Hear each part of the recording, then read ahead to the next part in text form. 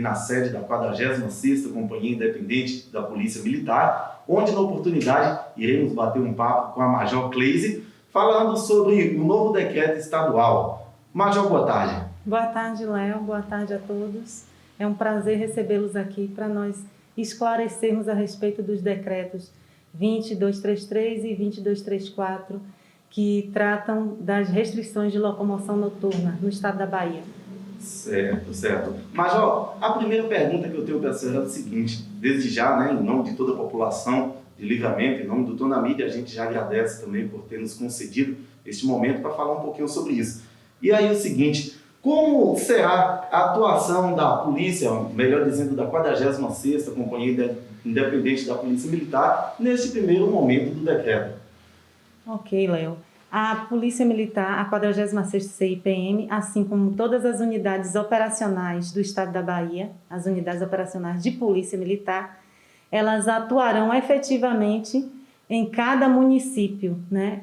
São 343 municípios do estado da Bahia que irão sofrer essa restrição de locomoção noturna. E dentre esses 343 municípios está os 9 municípios de Livramento de Nossa Senhora. A Polícia Militar ela atuará nesse contexto com os policiais militares de 24 horas, né, como é o serviço deles, 24 horas, e mais atentamente a partir das 21 horas, pois o decreto ele se inicia com a restrição a partir das 22 horas e vai até as 5 da manhã, mas os policiais já estarão em condições de trabalho a partir das 21 horas para esse tipo de fiscalização e observação dessas ordens, dessas novas ordens do Estado. Certo. A gente sabe que, além de Livramento, existem outras cidades também que a 46ª abrange, né? Quais são essas cidades, Major? Além de Livramento de Nossa Senhora, Dom Basílio, Rio de Contas, Jussiape, Érico Cardoso, Paramirim, Caturama, Rio do Pires e Botuporão. Certo. E aí o seguinte, eu quero saber da senhora quais são as penalidades que as pessoas que forem pegas, as pessoas ou comércios, né, que forem pegas descumprindo o que está no novo decreto, poderão ser alcançadas, isso. Certo. É muito interessante essa sua pergunta, Léo, porque as pessoas elas podem incorrer em serem alcançadas por dois artigos, né, do Código Penal. O 268, que é promover risco à saúde pública, e esse crime ele se agrava principalmente se tratar de médico ou enfermeiro ou um dentista que esteja infringindo esse crime. E o 330, que é o conhecido crime de desobediência, é quando qualquer indivíduo ele desobedece a uma ordem emanada por um funcionário público que tem o poder de polícia. Neste caso, especificamente, a Polícia Militar e outras forças policiais que estarão atuando nessa questão do decreto. Certo. Outra pergunta, Major. O toque de recolher será necessariamente para o comércio em geral, que abrange esse horário de funcionamento, ou também vai existir uma punição para as pessoas que estejam perambulando pelas ruas, automóveis ou algo do tipo? Certo, Léo. O toque de recolher, que na verdade é constituído pela restrição de locomoção noturna, ele alcança todos os indivíduos dos 343 municípios que estão listados no estado da Bahia. Todos os indivíduos. Agora, existem as excepcionalidades. Quais seriam? As farmácias, os estabelecimentos de farmácia e os serviços públicos de saúde ou serviços privados de saúde. A exemplo, clínicas, hospitais. Os funcionários que estejam a serviço, né, desses estabelecimentos, como farmácias e como também clínicas, hospitais, UPAs, esses funcionários, essas pessoas, esses colaboradores, eles não serão atingidos com relação, nem alcançados com relação a essas ordens. Assim também como serviços, conhecido serviço delivery, né? Que é o serviço de entrega a domicílio, exclusivamente para a entrega de medicamentos. De medicamentos. Quando se trata desse serviço alimentício, não existirá essa possibilidade, né? Tendo em vista de que, assim, pelo fato da gente ter se adaptado a esse novo normal, isso se tornou comum na sociedade, né? O serviço de delivery com entrega de alimentos. Nesse caso, não será permitido, Major? Não será permitido. Nenhum indivíduo, a não ser esses que estão em exceção, nenhum indivíduo poderá se locomover, seja a pé, motorizado, de bicicleta, né? Ou também com um transporte tracionador, como carroça, né? Ou com um transporte animal. Nenhum desses indivíduos, com essas exceções, eles poderão se locomover no período das 22 às 5 da manhã, do dia 19 até o dia 25. Agora, é importante também ressaltar uma outra excepcionalidade, e que é uma peculiaridade aqui da nossa região, Léo. É interessante eu até descrever aqui para você o que trata o artigo 2º do Decreto 20.233, que ele trata aqui, que excepcionalmente, nos municípios constantes do anexo do decreto, ficam autorizados durante os horários de restrição os serviços necessários ao funcionamento das indústrias e centros de distribuição e o deslocamento dos seus trabalhadores e colaboradores. Eu consultei a cúpula do alto comando, né, da Polícia Militar, porque nós aqui estamos no período de colheita, nós aqui trabalhamos, a economia aqui ela está ao redor da fruticultura, né? E nós sabemos que nesse período de colheita, os galpões de fruta, de distribuição, né? De carga e distribuição de manga e maracujá, que é a fruta que mais está aqui em comércio, eles estão abertos justamente nesse período de horário, quando os caminhões encostam, né?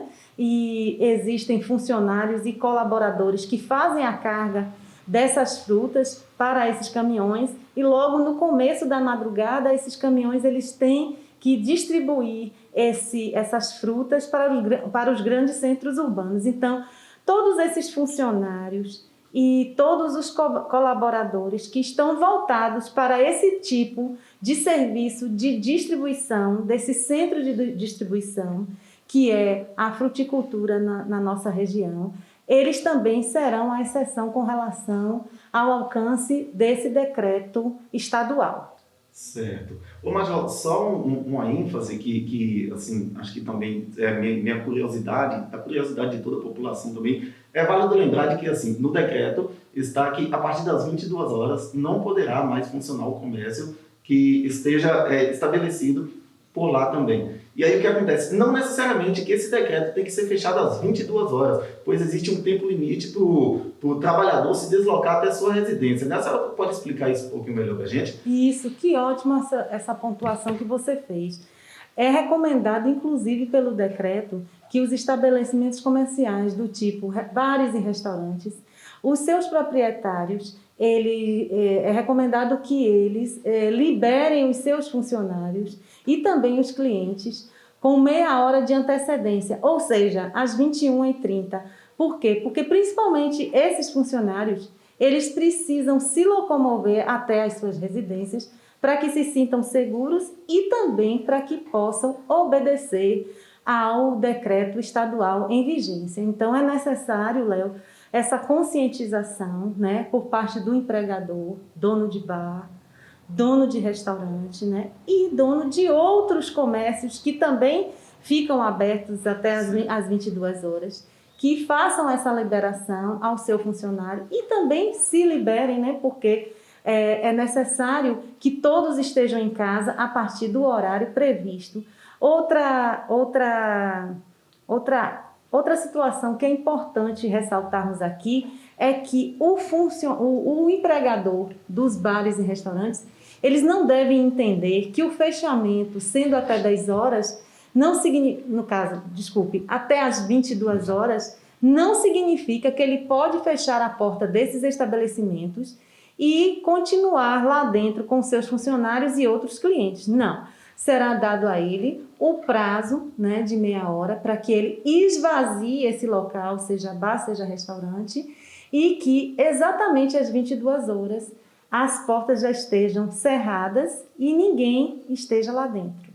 Certo, Ok? certo. E assim, acima de tudo, é válido lembrar de que essas medidas, elas abrangem como um todo, né, a importância da saúde pública no momento, né, Com Major? certeza.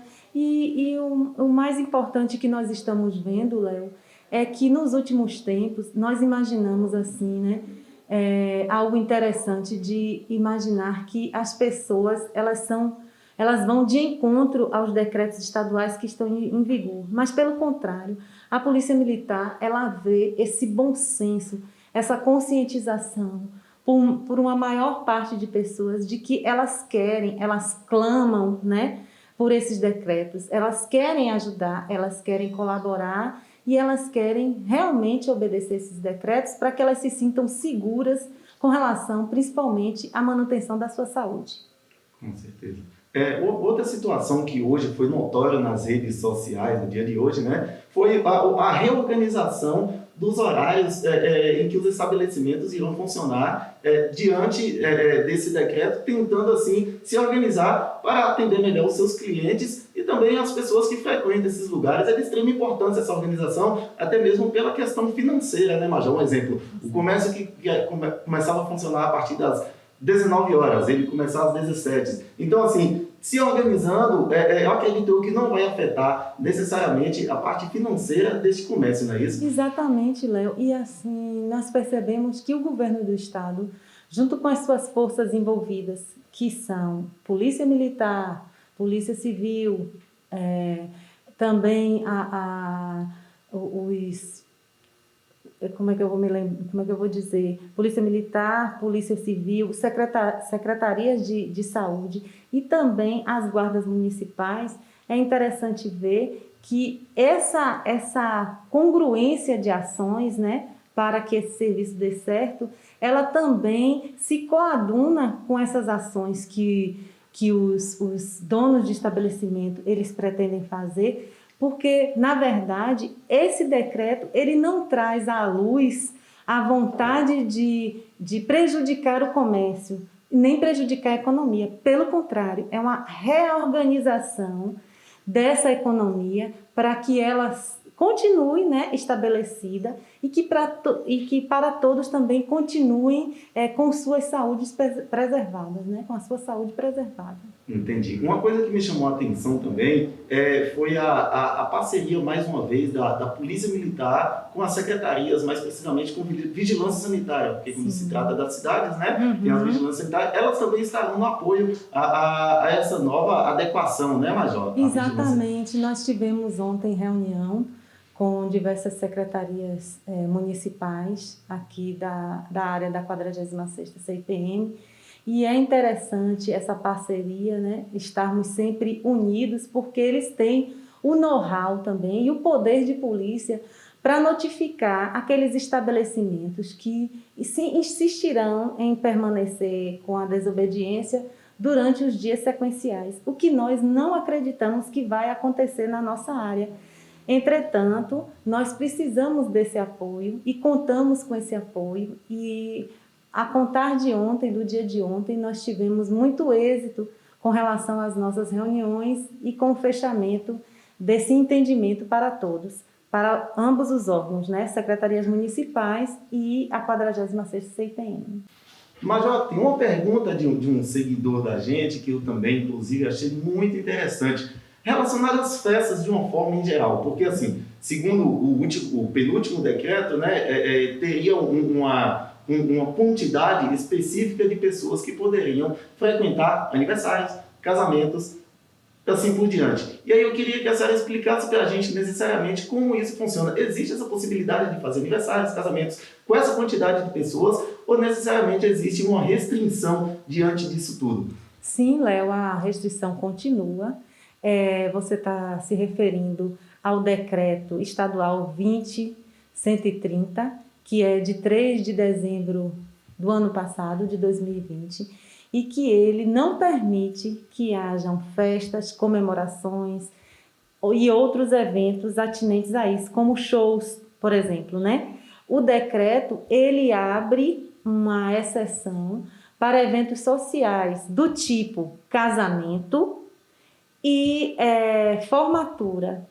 Mas quando a gente faz essa relação de casamento, não significa que é o casamento comemoração, é o casamento solenidade, cerimônia, é o momento da cerimônia, onde se é permitido, sim, que as pessoas ali façam o seu enlace matrimonial, né, tomando todas as medidas preventivas contra o coronavírus, uso de máscaras, uso de álcool em gel, né, distanciamento regular, e é permitido que o façam, mas comemorar com bebidas, saindo dali ou mesmo ali, com bebidas e comidas, ainda não está permitido. Então, esses dois eventos sociais é de nosso conhecimento que é permitido, a formatura e o casamento. Aniversário, não. Não é permitido, não. Né? Formatura e casamento. Exatamente. Com as restrições, né? Aniversário não, bem como nenhum outro tipo de comemoração